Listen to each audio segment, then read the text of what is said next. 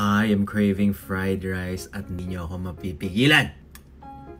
Alam nyo ba, ang Chinese term for fried rice ay Chao Fan. At alam nyo rin ba kung ano yung scientific name ng Chao Fan? Kasi ako hindi.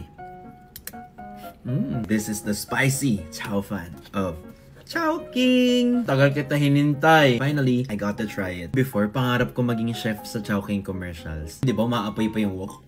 Mga ganun sila. Gusto ko talaga, Chowking.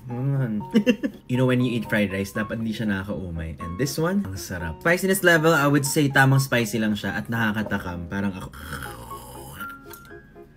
Dapat pag kukuha ka, buong buo. In order ko with topping siya na siomai, bumili rin ako ng a la carte lang. Ito todo ko na. At alam mo anong masarap pa? Kangkong. Ano naging trending dati? Bakit sobrang pantay ng paghiwa ng kangkong sa Chowking, no? Look! Miss ko na yung mga friends ko. Hey guys, alam ko may buy one take one to. Buy one Chao Fan, get me.